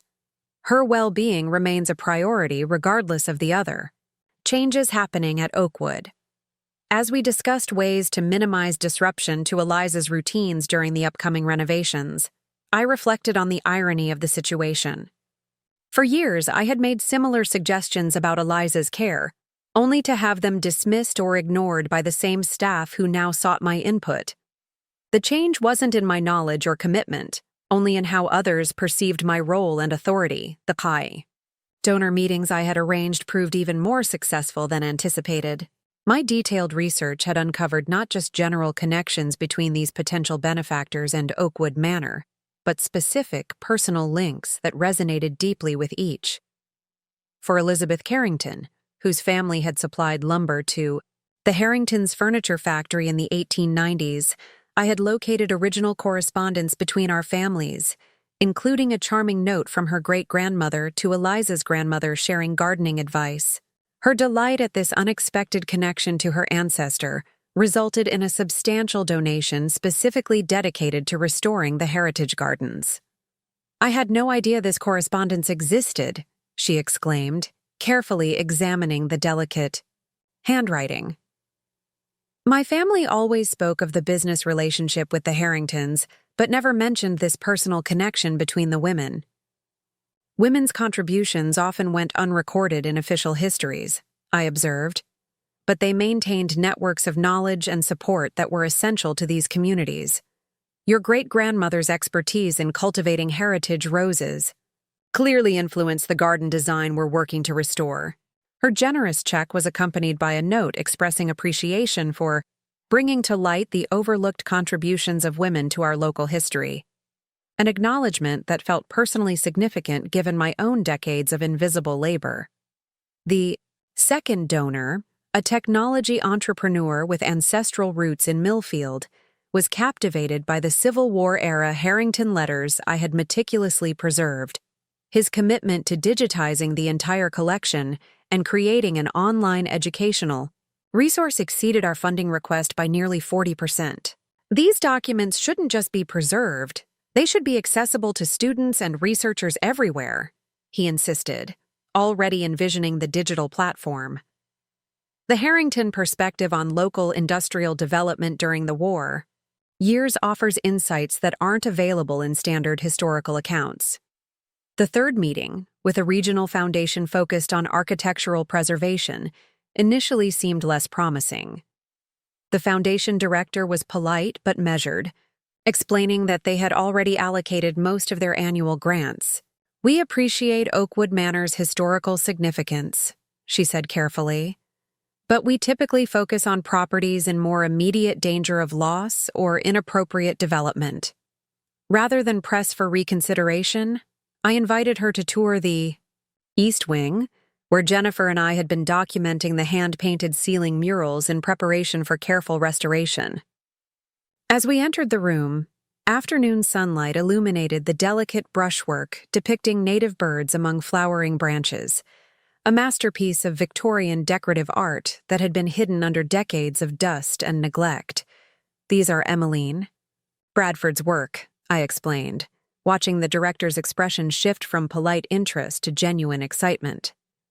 "Signed and dated 1891, in her early period before she gained recognition in Boston. We believe this may be the largest extant collection of her residential work remaining in its original setting." "Bradford's work is exceptionally rare," the director breathed, examining the signature I had discovered during careful cleaning. "Most was lost during mid-century renovations when Victorian decoration fell out of fashion." "How did you identify this as hers?" "Through research in the family papers," I explained. "I found the original commission letters and her preliminary sketches while cataloging Eliza's grandmother's correspondence. Bradford was just beginning her career and took this commission to establish herself. The Harringtons preserved everything: the correspondence, sketches, even her invoices showing what materials she used. The foundation's subsequent grant specified funds not only for the mural's restoration, but also for a scholarly publication documenting Bradford's work and its significance, a project that would further establish Oakwood Manor's importance in art historical circles. By March, Our funding concerns had largely been resolved through a combination of grants, private donations, and a matching fund established by Richard that surprised everyone with its generosity. The renovations were progressing on schedule, focusing first on structural necessities and accessibility improvements that would allow for public tours while maintaining historical authenticity. Jennifer proved to be an unexpectedly effective partner in this process. Her interior design background, which I had once viewed as a threat to the manor's historical integrity, became an asset when tempered with proper historical knowledge. She had an eye for presentation that could make historical features accessible to modern visitors without compromising their authenticity. The challenge is creating paths through these rooms that allow visitors to appreciate the details without compromising the original flow, she mused, as we walked through the formal parlor, measuring spaces between fragile antiques. We need subtle wayfinding that doesn't detract from the historical atmosphere. What about something period-appropriate that appears deliberate? I suggested. Perhaps replica Victorian carpet runners that guide visitors along approved paths while appearing to be part of the original decor. That's brilliant, she acknowledged, making notes on her tablet. Protective and historically accurate, without feeling like modern museum installations. These collaborative moments gradually built a working relationship that, while not exactly warm, was built on growing mutual respect. Jennifer seemed genuinely impressed by my knowledge of the house and its contents, while I came to appreciate her marketing instincts and design sensibilities when applied appropriately. The most challenging aspect of the transition wasn't the physical renovations or funding concerns, but navigating the delicate balance between Oakwood Manor's new public role and its continued function as a family residence. Richard insisted on maintaining family living quarters in the West Wing, separate from the public areas, but still requiring careful coordination of activities and access. We need clear boundaries between public and private spaces, he emphasized, during a planning meeting. The family must maintain some sense of privacy despite the property's new status. The traditional service corridors might offer a solution, I suggested, pulling out the original architectural plans I had preserved. They connect most main rooms while remaining discreet. Family members could use these passages to move through the house without encountering tour groups. Richard studied the plans with new interest. I had forgotten about some of these connections. Malcolm and I used to play hide-and-seek in these corridors as boys. They're also historically significant in their own right, I noted. They demonstrate the behind-the-scenes functioning of a grand Victorian home, something visitors find fascinating but rarely get to see. We could include a small section of the service areas on specialized tours focusing on domestic life of the period. This balance, preserving family privacy while maximizing educational opportunities, became a recurring theme in our planning. Each solution required knowledge not just of the house's architecture, but of its lived history, the daily patterns and functions that had shaped its spaces over generations. Knowledge that only I possessed in such detail, having maintained those spaces and patterns for nearly 4 decades. By April, preparations for our May soft opening were well underway. We had recruited and begun training a small corps of volunteer docents, retired teachers, history enthusiasts, and graduate students from the university's preservation program. I developed the tour content and training materials, drawing on my years of accumulated knowledge to create experiences that would connect visitors to the authentic history of the house. The key is helping visitors see beyond the objects to the lives they represent, I explained to our docent group during a training session in the dining room. This table isn't just an example of 1880s craftsmanship, it's where 5 generations of Harringtons gathered for holiday dinners, where business decisions were made, where children completed homework while parents discussed community matters. "How do you know so many specific details?" asked one of the graduate students, impressed by the personal anecdotes I had incorporated into the tour narrative. "I've been documenting family stories for decades," I replied, not mentioning the countless dinner conversations I had observed while serving meals. the family discussions I had overheard while maintaining the house, the stories Charles had shared during our early years together. The Harrington family papers include diaries, letters, and photographs that provide intimate glimpses into daily life here. What I didn't say was how strange it felt to transform my lived experience, years of being the invisible presence in the background of family events, into curated content for public consumption. To present as historical interpretation what had been, for me, simply the backdrop of daily existence. One afternoon in late April, as the spring sun warmed the newly restored rose garden, I took a rare moment of quiet to sit on the stone bench where Charles and I had often discussed preservation projects in our early years together. From this vantage point, I could see the carriage house, my secure, permanent home now, not just a tenuous accommodation, and the main house with its freshly painted trim and carefully restored architectural details. Workers were installing the discreet signage Jennifer had designed for the public entrance, while inside, the final touches were being applied to the visitor reception area. In the side garden, the education coordinator we had hired was reviewing plans for the summer children's programs with a volunteer. Every aspect of the estate hummed with purposeful activity directed toward its new mission. "Quite a transformation," came Richard's voice from behind me. He had approached silently along the garden path, something that would have been unthinkable a year ago when I was constantly attuned to the family's movements and needs. "In some ways," I agreed, gesturing, for him to join me on the bench. Though I've always seen Oakwood's potential as more than just a private residence, Richard sat, his gaze taking in the same view, the estate preparing for its new public role. "I was wrong about you, Margaret," he said after a moment, using my formal name as he had consistently since our agreement. "Not just about your capabilities, which have proven exceptional, but about your motivations." I raised an eyebrow, waiting for him to continue. "I assumed your resistance to leaving was emotional attachment, or fear of change," he admitted. "I never considered that you might have a vision for Oakwood that was more expansive than our own, more worthy of its history." Coming from Richard, this acknowledgement was remarkable, perhaps the most direct recognition he had ever offered of my value beyond servitude. "The house deserved better than becoming another modernized showplace," I replied simply. "It has stories to tell, history to preserve. I just happened to be the person who recognized that most clearly." "Because you were paying attention when the rest of us weren't," he observed, "seeing value in things we took for granted." The irony wasn't lost on either of us, that in dismissing me as merely the help, the family had overlooked the person most invested in and knowledgeable about their greatest asset, that in attempting to discard me, they had nearly lost the very qualities that would now ensure Oakwood Manor's survival and significance for future generations. Our soft opening in May exceeded all expectations.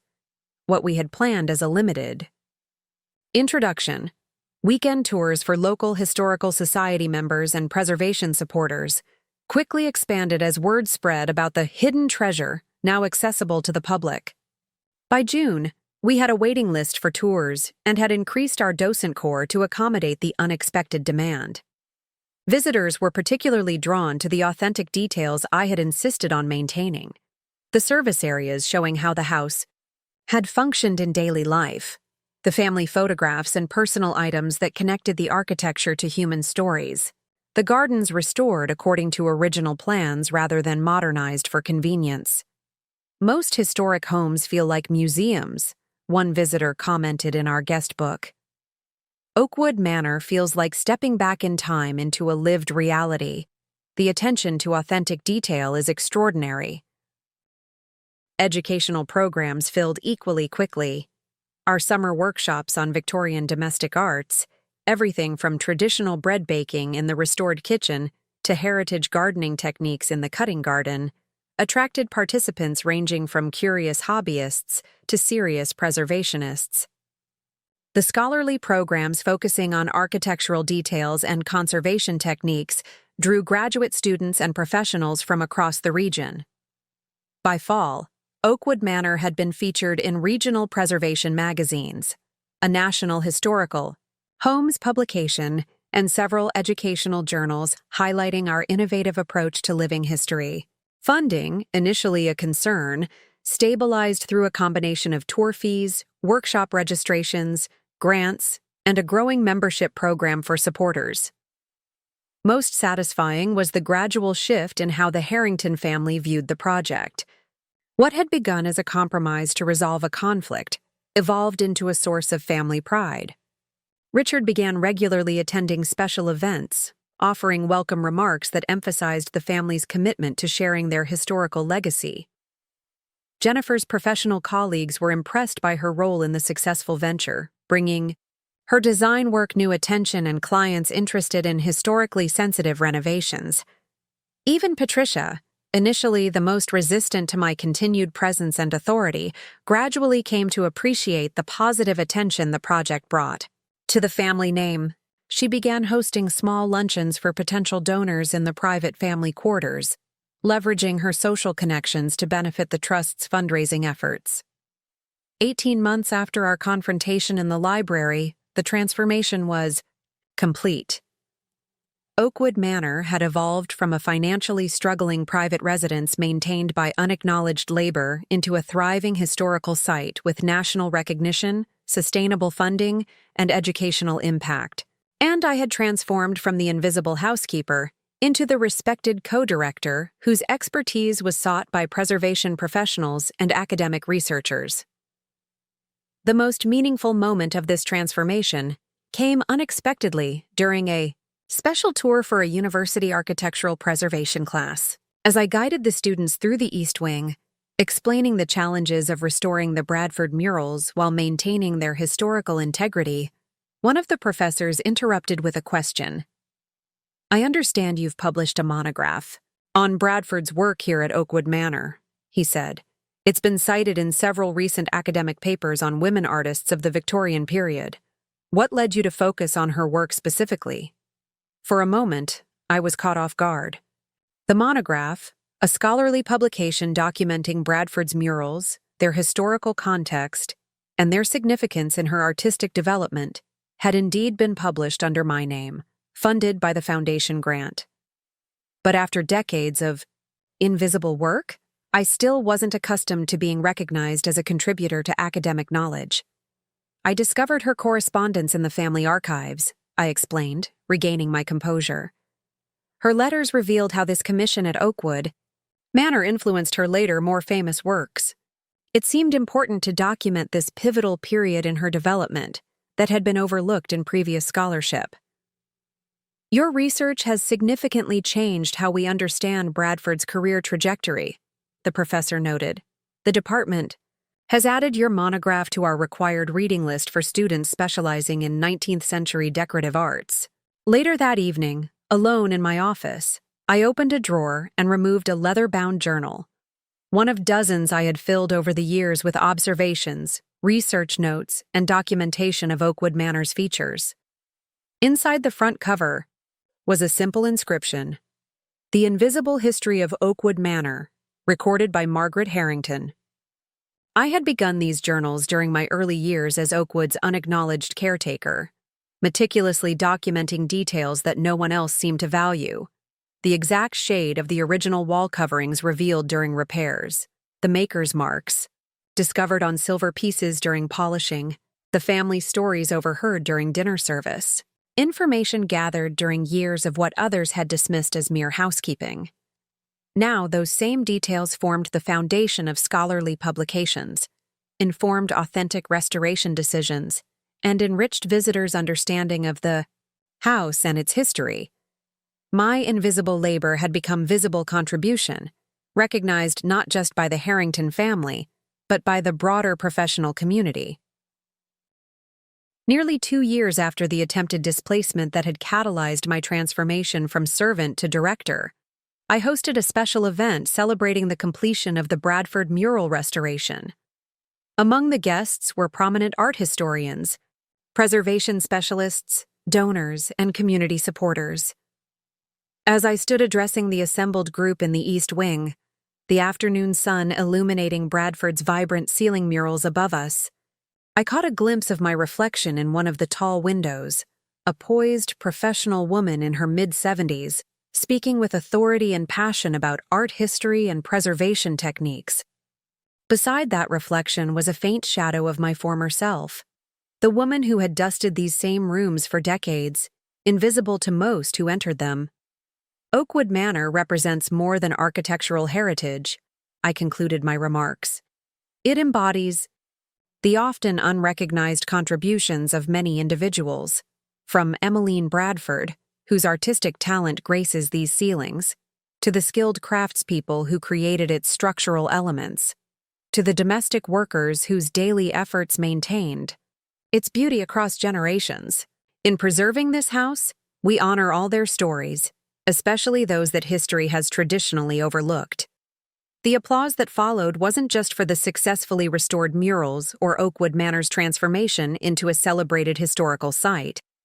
It was recognition of the principle at the heart of my unexpected journey: that value exists whether or not it is acknowledged, that knowledge persists even when dismissed, and that sometimes the person others have treated as invisible is the one who sees most clearly what truly matters. As the event concluded and guests departed, I took a final moment alone in the East Wing.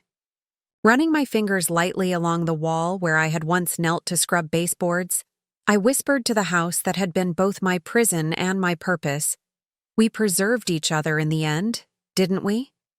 And in the particular way of old houses, settling into evening quiet, Oakwood Manor seemed to answer with a creak of familiar floorboards beneath my feet, acknowledging our shared journey from neglect to recognition, from invisibility to celebration.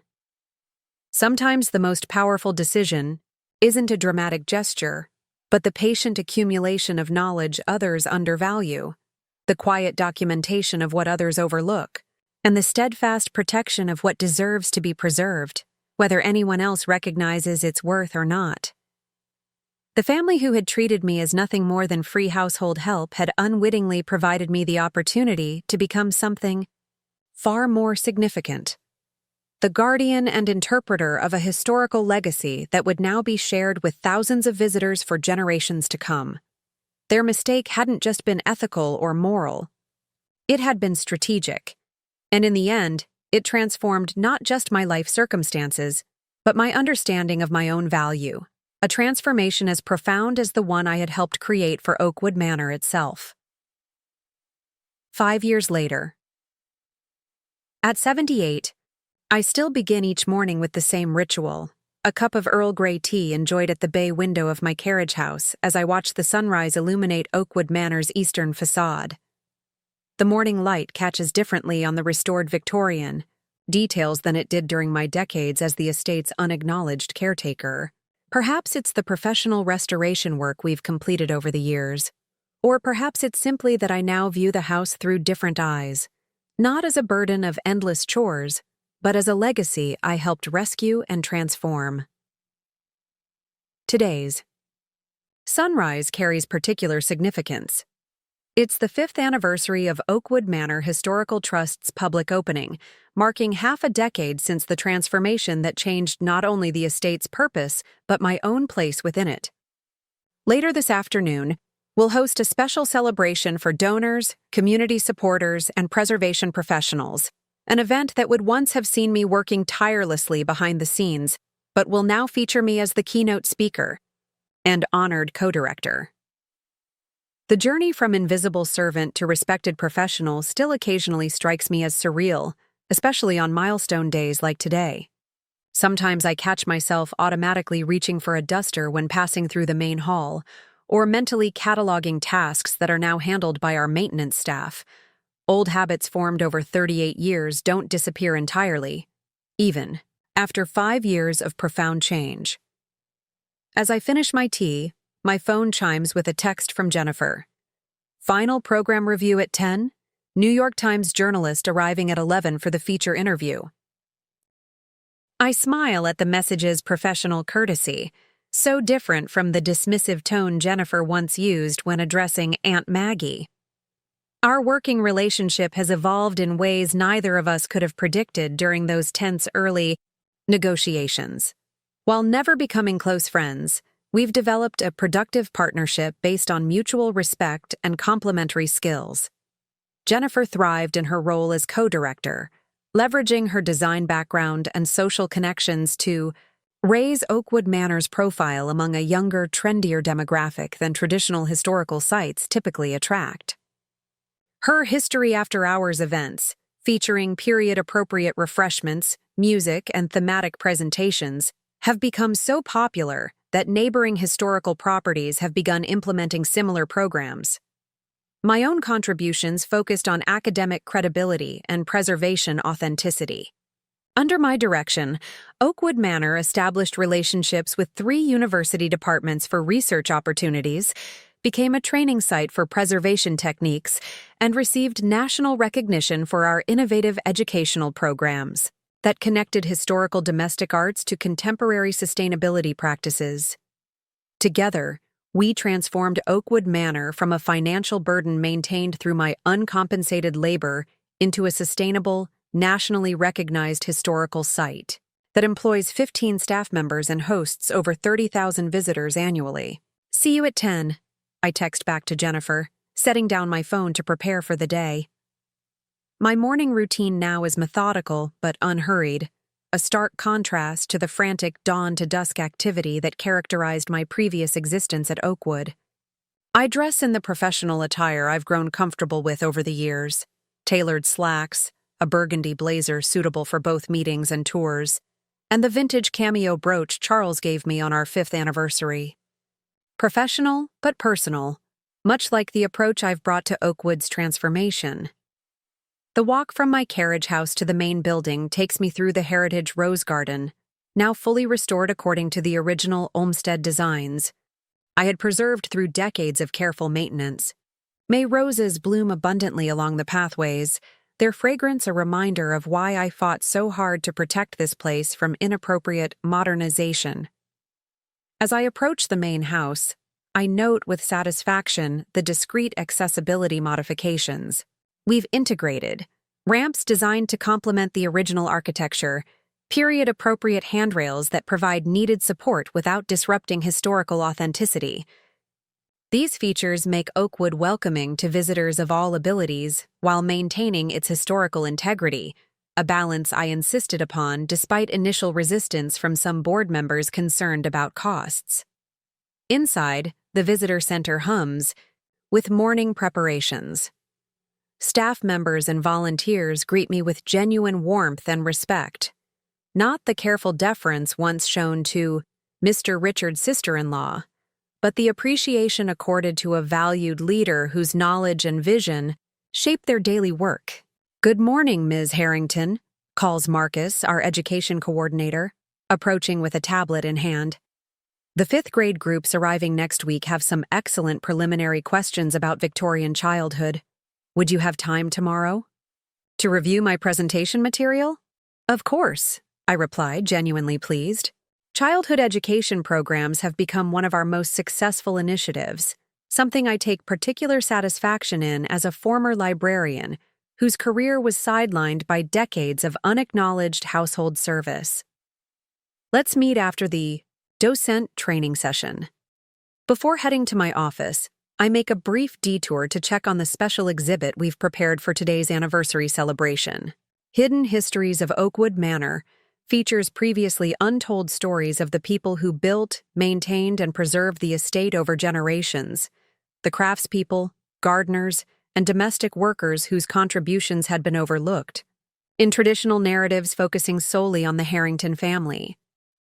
The centerpiece of the exhibit is a wall of photographs and biographical sketches of Oakwood's domestic staff dating back to the 1890s, names and faces I had discovered in payroll records, personal correspondence, and household account books during my years of archival research.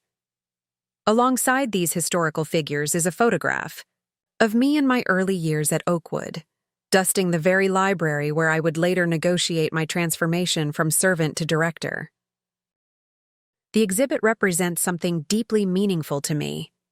Acknowledgement that great houses aren't created and maintained solely by the wealthy families who own them, but by generations of skilled workers whose expertise and labor made such lifestyles possible. By making these invisible histories visible, I've reclaimed not just my own worth, but the value of all those who served before me.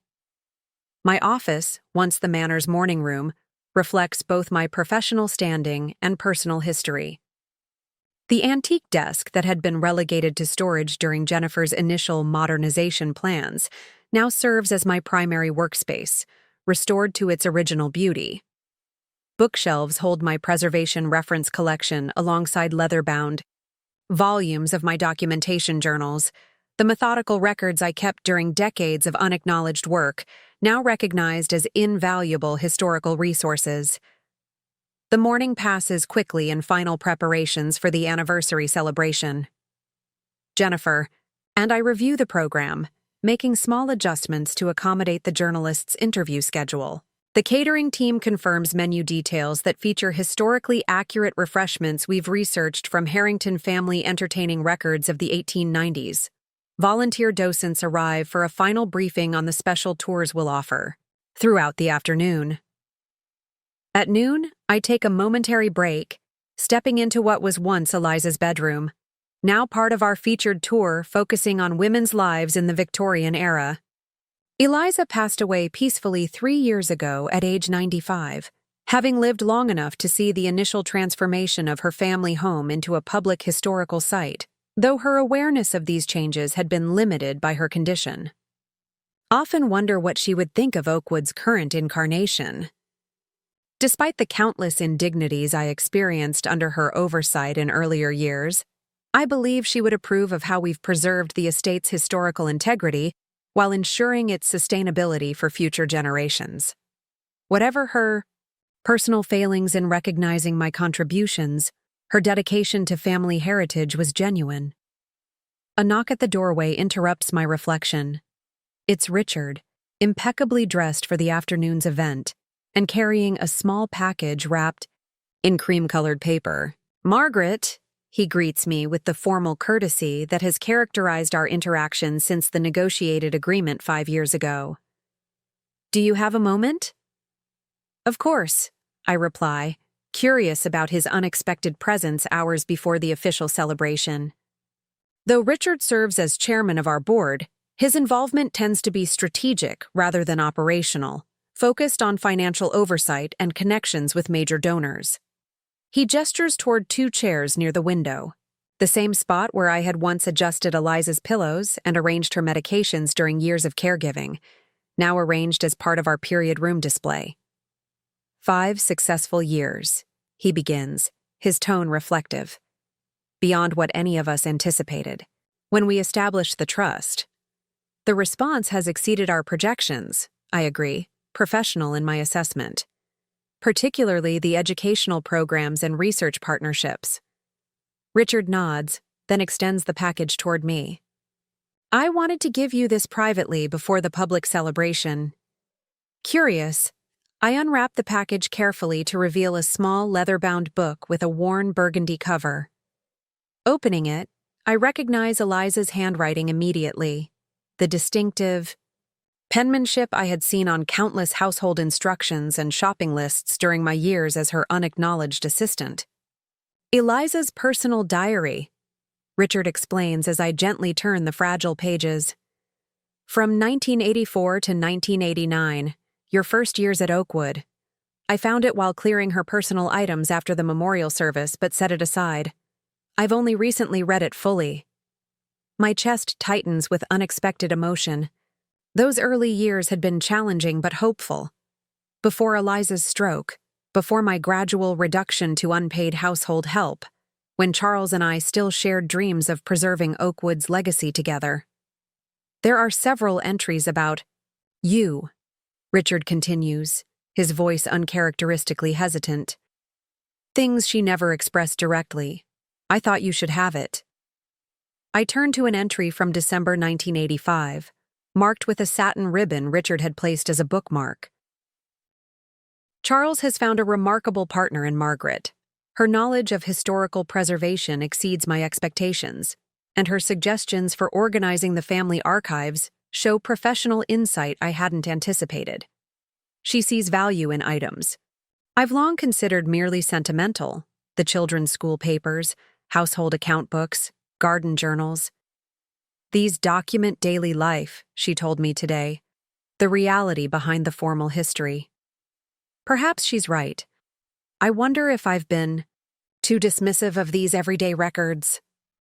My eyes blur with unexpected tears. After decades of feeling invisible within the family hierarchy, this glimpse of early recognition, never expressed to me directly, is startlingly poignant. There's more, Richard says quietly. Throughout the first few years, she writes of your contributions quite differently than how she treated you later. I turn more pages, finding another marked passage from spring 1987. Margaret has transformed the rose garden with historical accuracy I wouldn't have thought possible. She located original planting diagrams in Howard's grandfather's papers and has sourced heritage varietals to replace modern hybrids. Her attention to authentic detail reminds me of Mother's approach to preservation, insistent that shortcuts diminish historical value. I should tell her how impressive her work is, though compliments have never come easily to me. The compliments, indeed, had never come, at least not to me directly. What emerged from these private pages was a woman who had noticed and valued my contributions but remained bound by generational habits of treating household help as invisible, existing only to serve family needs without acknowledgement. Why show me this now? I ask Richard, closing the diary gently. Because I've come to understand something important about our family's relationship with Oakwood, he replies, choosing his words with uncharacteristic care. We owned it legally, but you understood it truly. You saw what made it valuable beyond its market price or family connection. You recognized what deserved preservation when we saw only what needed updating. He gestures toward the window where the afternoon sun illuminates the heritage gardens now filled with visitors enjoying historically accurate Victorian refreshments, served by staff in period-appropriate attire. What you've created here isn't just financially sustainable or academically significant. It's authentic in a way it never would have been had our original plans for modernization proceeded. His emphasis on modernization acknowledges how misguided those initial renovation concepts had been. The irony isn't lost on me that the person we most undervalued proved most valuable to preserving what matters. Coming from Richard, who had once dismissed my concerns about architectural integrity and historical authenticity as mere sentimentality. This acknowledgement represents a profound shift in perspective. Not quite an apology for decades of exploitation, but recognition of the fundamental error in judgment that had led the family to treat me as disposable rather than essential. Thank you for sharing this with me, I say simply, returning the diary to him. It belongs in the Harrington family archives for future researchers. Eliza's perspective on the estate during those years is historically significant. He shakes his head, pushing it gently back toward me. It belongs with you. Consider it a small reparation for all the acknowledgement that came too late. As Richard leaves to join other board members gathering for the celebration, I remain momentarily in the quiet room, considering how dramatically circumstances have changed in 5 years. The family that once viewed me as convenient household help now acknowledges my expertise as essential to Oakwood's preservation and success. The work that once went unrecognized now receives national attention through publications, awards, and professional recognition. Most profound is the change in my daily lived experience. From invisible laborer to respected professional, from isolated caretaker to community leader, from someone whose knowledge was dismissed to someone whose expertise is sought by scholars and preservation professionals. The afternoon celebration unfolds with speeches from board members, presentations by educational partners, and testimonials from community supporters. As co-director, I deliver remarks on Oakwood Manor's journey from private residence to public historical resource, careful to acknowledge the many contributors to this transformation without centering my personal journey from servant to director. Yet, that personal journey is precisely what the New York Times journalist wants to discuss during our interview following the formal program. "Your story has become something of a legend in preservation circles," she observes as we settle into a quiet corner of the library. The same room where I once confronted Patricia and Jennifer with evidence of my qualifications and value. The unrecognized expert who ultimately saved a significant historical property from inappropriate modernization. What motivated you to prepare so thoroughly during those years when your expertise wasn't acknowledged? It's a question I've considered deeply over the past 5 years of transformation. What had sustained me through decades of invisible labor? What had prompted me to educate myself, document meticulously, and prepare strategically during years when no one recognized or valued these efforts? I believe in the inherent value of knowledge and preservation, I reply after thoughtful consideration. Not for recognition or reward, but because understanding history matters, including the histories that aren't centered in traditional narratives. The craftspeople who created these architectural details, the domestic workers who maintained them, the women whose household management made such estates possible, their contributions deserved documentation even when overlooked in conventional accounts. "And your own contributions?" she probes gently. "Did you anticipate they would eventually be recognized?" "I hoped my knowledge might someday prove useful," I acknowledge. "But the full transformation we've achieved here exceeded anything I imagined possible. What began as personal protection, documenting my value when others dismissed it, evolved into something much more significant. A new model for how historical properties can serve educational and community purposes while maintaining authentic, historical integrity." The journalist gestures toward the hidden histories exhibit visible through the library doorway. "Your emphasis on making invisible histories visible seems particularly meaningful given your personal experience." "Great houses aren't created or maintained by owners alone," I reply, articulating the philosophy that now guides Oakwood's educational approach. "They represent the collective expertise, labor, and creativity of many individuals across generations, most of whom never received recognition in traditional historical accounts. By acknowledging those contributions, we develop a more complete understanding of how these significant properties functioned and what they can teach us about our shared past." After the interview concludes, I take a private moment to walk through the East Wing, where Emmeline Bradford's restored ceiling murals now draw art historians and preservation specialists from across the country.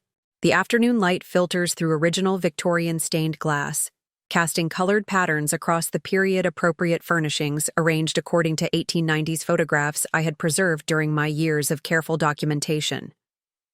This wing, which Jennifer had once planned to convert into contemporary gallery space, with no regard for its historical significance, now serves as a nationally recognized example of authentic Victorian interior preservation.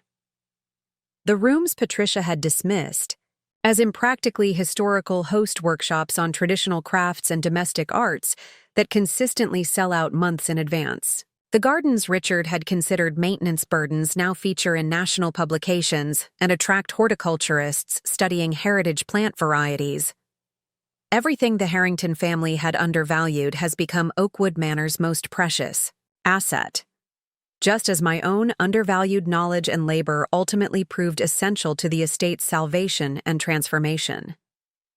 As evening approaches and the anniversary celebration concludes, I return to the carriage house that once symbolized my tenuous position within the Harrington household, but now represents my permanent, legally protected home.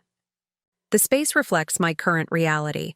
Professional reference books share shelves with personal mementos. A desk in the corner holds current project plans for Oakwood's expanding educational programs, and framed certifications hang alongside, photographs documenting the estate's transformation. Grace visits regularly from Vermont, marveling each time at the evolution of both the property and my role within it. I still can't believe they once thought they could just pack you off to a retirement home, she remarked during her last visit. As if you hadn't essentially run this entire estate for decades. The greatest miscalculation, I replied with the wisdom of experience, was assuming that age diminishes value rather than enhancing it. Everything they considered outdated, the historical features, the traditional knowledge, and yes, the aging. Widow, who preserved it all, proved to be Oakwood's most significant asset. This evening, after the guests have departed and the staff has completed post-event cleanup, I take a final walk through the quiet manor. In the grand foyer where Patricia and Jennifer once greeted me with dismissive condescension, a new educational panel bears a quote from my recent publication on preserving historical properties. Authentic preservation requires both professional expertise and lived experience, the academic understanding of historical context, and the practical knowledge of how spaces functioned in daily life. This integration of professional and practical knowledge defines my approach to Oakwood's management. My academic credentials and certifications provided the external validation necessary to secure my position, but it was the practical knowledge, gained through decades of hands-on care, that gives our preservation work its distinctive authenticity. In the dining room where I once served meals silently and invisibly, school groups now learn about Victorian social history through interactive programs I developed. In the kitchen where I prepared countless family meals without acknowledgement, culinary historians now conduct workshops on traditional cooking techniques based on my documented recipes and methods. As I complete my evening circuit of the property, a habit formed during decades as caretaker that I maintain now as director, I pause in the library where my confrontation with the Harringtons had catalyzed the transformation of both Oakwood Manor and my place within it. The room remains much as it was during that pivotal meeting 5 years ago, though now it serves as both historical exhibit and functional research space for scholars studying the Harrington archives. On the massive oak table where I once spread documentation proving my value stand display cases containing artifacts I had preserved and cataloged during years of unrecognized work, items whose historical significance I alone had recognized, when others saw only dusty relics.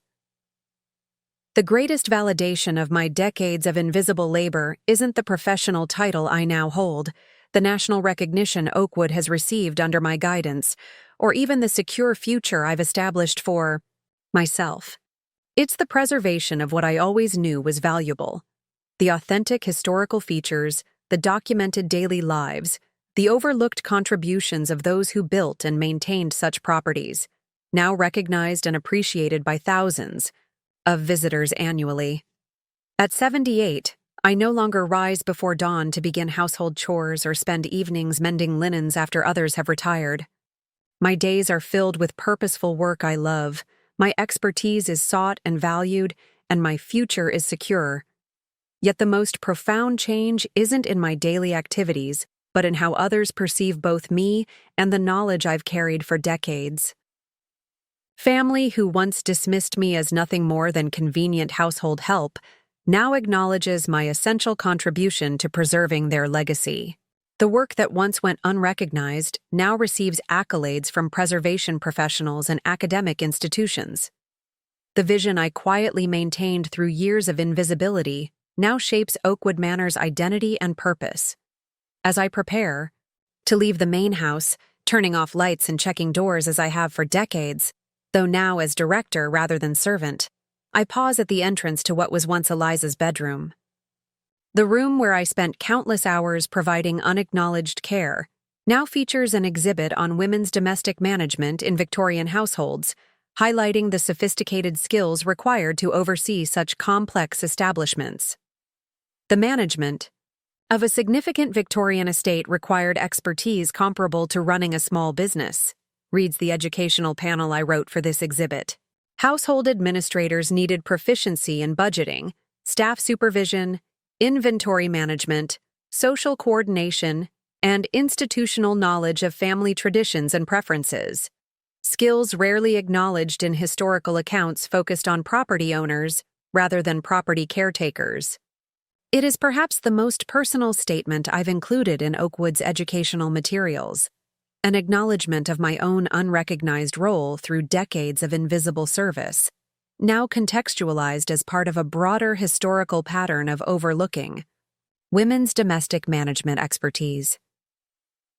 As I finally turn toward home, the setting sun casts long shadows across the lawn that stretches between the main house and my carriage house. The path I've walked thousands of times, first as Charles's wife, then as his caregiver, later as the family's unacknowledged housekeeper, and now as Oakwood Manor's respected co-director, represents my unusual journey from invisibility to recognition.